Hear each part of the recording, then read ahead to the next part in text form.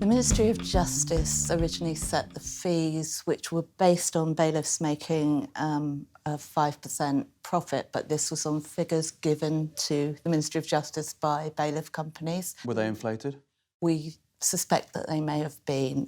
There's some indication that in recent years, since the new fee structure was put in place in 2014, that bailiff profits have increased. Is what you're saying that because of the change in the legislation or the amount that they're allowed to charge, ultimately that profit-seeking has allowed greater profits for these businesses? Yes, and in addition to that, the bailiffs themselves are self-employed and often they're not paid by the companies until they've collected the debt in full.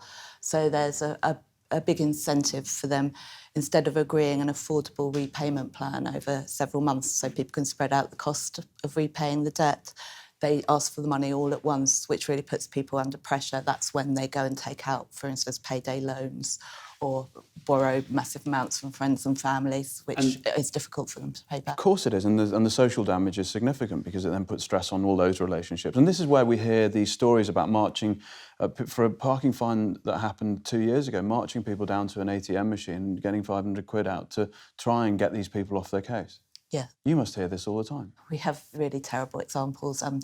Regularly, we have our clients ringing in to complain to our advisors about the behaviour of bailiffs, and they're the most complained about form of debt collection that we have with from our clients. We've had examples of threats, abusive language. Really often we have people who the debt is owned by a son or daughter, but they identify often elderly or disabled parents and start turning up at their houses, and the people are so scared that they go down to the cash point machine and just pay that debt. Lots of people don't know that you don't have to let the bailiff in, especially at the first visit. It would be very rare as well that the bailiff would be given a court order to force entry into the house at that stage. Do bailiffs stop at just going to family members' houses? Have you heard reports of them turning up at work or talking to neighbours, this sort of thing? We've definitely had clients reporting to us that the bailiffs have turned up to their work. One client I remember in particular was very concerned that her boss would actually sack her because he found out that she was in debt, and the only reason he knew that was because the bailiff had turned up at the workplace. Obviously, incredible stress. That should never happen. That's against the regulations. It's the Wild West.